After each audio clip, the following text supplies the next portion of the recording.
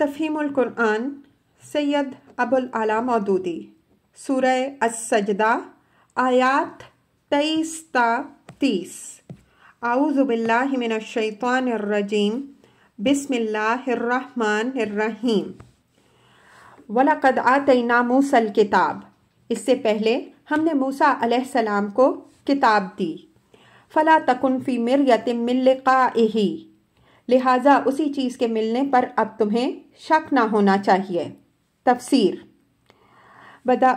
خطاب بظاہر نبی صلی اللہ علیہ وسلم سے ہے، مگر دراصل مخاطب وہ لوگ ہیں جو حضور صلی اللہ علیہ وسلم کی رسالت میں اور آپ صلی اللہ علیہ وسلم کے اوپر کتاب الہی کے نازل ہونے میں شک کر رہے تھے۔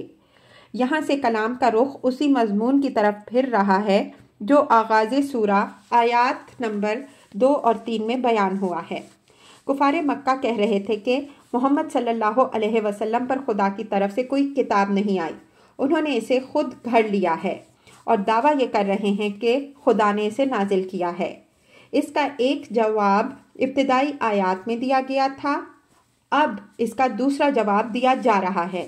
اس سلسلے میں پہلی بات جو فرمائی گئی ہے وہ یہ ہے کہ اے نبی صلی اللہ علیہ وسلم، یہ نادان لوگ تم پر کتاب الہی کے نازل ہونے کو اپنے نزدیک بعید از امکان سمجھ رہے ہیں، اور چاہتے ہیں کہ ہر دوسرا شخص بھی اگر اس کا انکار نہ کرے تو کم از کم اس کے متعلق شک میں پڑ جائے۔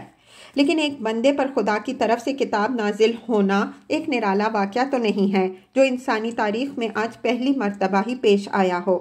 اس سے پہلے متعدد انبیاء علیہم السلام پر کتابیں نازل ہو چکی ہیں، جن میں سے مشہور ترین وہ کتاب ہے جو موسیٰ علیہ السلام کو دی گئی تھی۔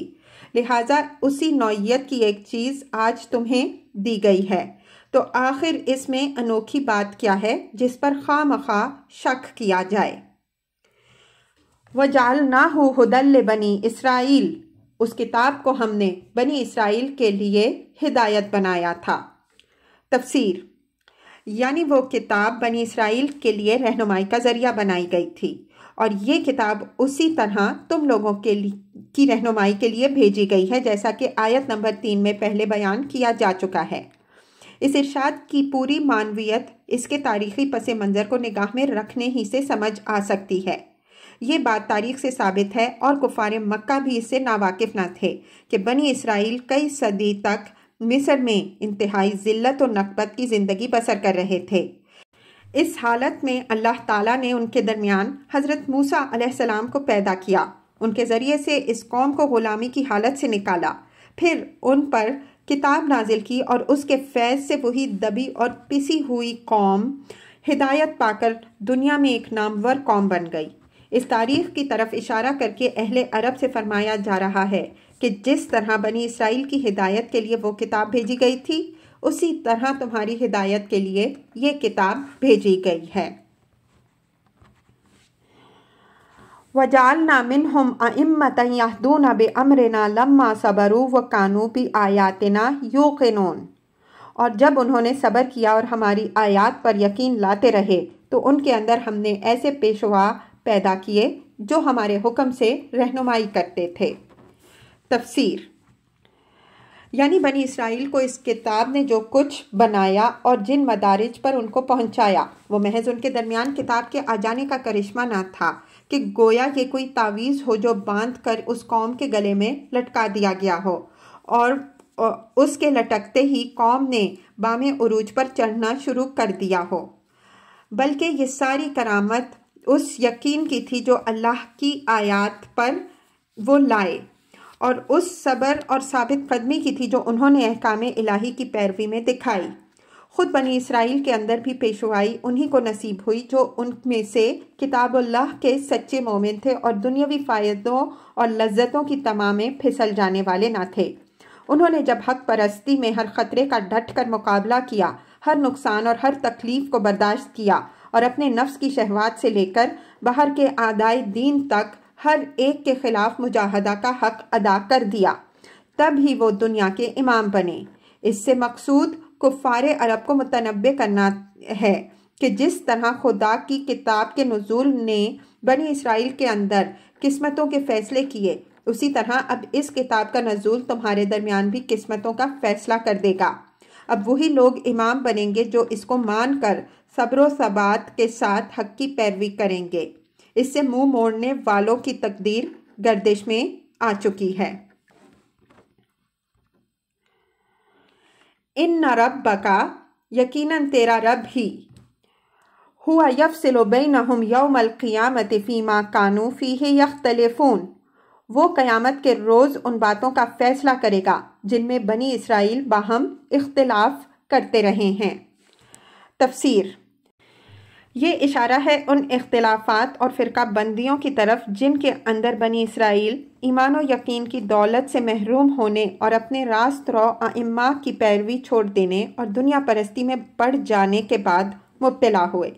اس حالت کا نتیجہ تو ظاہر ہے جسے ساری دنیا دیکھ رہی ہے کہ بنی اسرائیل ذلت و نکبت میں گرفتار ہیں۔ دوسرا نتیجہ وہ ہے جو دنیا نہیں جانتی اور وہ قیامت کے روز ظاہر ہوگا۔ اولم یہد لہم کم اہلکنا من قبلہم من القرون یمشون فی مساکنہم، اور کیا ان لوگوں کو ان تاریخی واقعات میں کوئی ہدایت نہیں ملی کہ ان سے پہلے کتنی قوموں کو ہم ہلاک کر چکے ہیں جن کے رہنے کی جگہوں میں آج یہ چلتے پھرتے ہیں۔ تفسیر: یعنی کیا تاریخ کے اس مسلسل تجربے سے ان لوگوں نے کوئی سبق نہیں لیا؟ جس قوم میں بھی خدا کا رسول آیا اس کی قسمت کا فیصلہ اس رویے کے ساتھ معلق ہو گیا جو اپنے رسول کے معاملے میں اس نے اختیار کیا۔ رسول کو جھٹلا دینے کے بعد پھر کوئی قوم بچ نہیں سکی۔ اس میں سے بچے ہیں تو صرف وہی لوگ جو اس پر ایمان لائے۔ انکار کر دینے والے ہمیشہ ہمیشہ کے لیے سامان عبرت بن کے رہ گئے۔ ان فی ذلک لآیات، اس میں بڑی نشانیاں ہیں۔ افلا یسمعون، کیا یہ سنتے نہیں ہیں؟ اولم یروا انا نسوق الماء الی الارض الجرز فنخرج به زرعا تأکل منہ انعامہم وانفسہم، اور کیا ان لوگوں نے یہ منظر بھی نہیں دیکھا کہ ہم ایک بے آب و گیاہ زمین کی طرف پانی بہا لاتے ہیں اور پھر اسی زمین سے وہ فصل اگاتے ہیں جس سے ان کے جانور کو بھی چارہ ملتا ہے اور یہ خود بھی کھاتے ہیں۔ افلا یبصرون، تو کیا انہیں کچھ سوچتا نہیں؟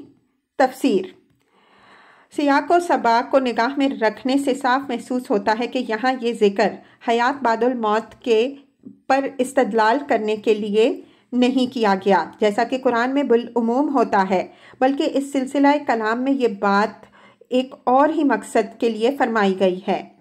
اس میں دراصل ایک لطیف اشارہ اس بات کی طرف ہے کہ جس طرح ایک بنجر پڑی ہوئی زمین کو دیکھ کر آدمی یہ گمان نہیں کر سکتا کہ یہ بھی کبھی لہلہاتی کشت زار بن جائے گی، مگر خدا کی بھیجی ہوئی برسات کا ایک ہی ریلا اس کا رنگ بدل دیتا ہے۔ اسی طرح یہ دعوت اسلام بھی اس وقت تم کو ایک نہ چلنے والی چیز نظر آتی ہے، لیکن خدا کی قدرت کا ایک ہی کرشمہ اس کو وہ فروغ دے گا کہ تم دنگ رہ جاؤ گے۔ وَيَقُولُونَ مَتَى هَذَا الْفَتْحُ إِن كُنتُمْ صَادِقِينَ، یہ لوگ کہتے ہیں کہ یہ فیصلہ کب ہوگا اگر تم سچے ہو۔ تفسیر: یعنی یہ تو تم جو یہ کہتے ہو کہ آخر کار خدا کی مدد آئے گی اور ہمیں جھٹلانے والوں پر اس کا غضب ٹوٹ پڑے گا، تو بتاؤ وہ وقت کب آئے گا، کب تمہارا فیصلہ ہوگا۔ قُلْ يَوْمَ الْفَتْحِ لَا يَنْفَعُ الَّذِينَ كَفَرُوا إِيمَانُهُمْ، ان سے کہو فیصلے کے دن ایمان لانا ان لوگوں کے لیے کچھ نافع نہ ہوگا جنہوں نے کفر کیا۔ وَلَا هُمْ يُنظَرُونَ، اور پھر ان کو کوئی مہلت نہ ملے گی۔ تفسیر: یعنی یہ کون سی ایسی چیز ہے جس کے لیے تم بے چین ہوتے ہو؟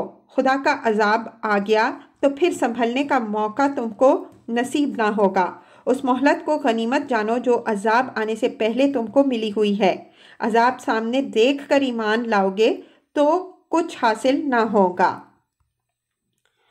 فَأَعْرِضْ عَنْهُمْ وَانْتَظِرْ، اچھا انہیں ان کے حال پر چھوڑ دو اور انتظار کرو۔ انہم منتظرون، یہ بھی منتظر رہیں۔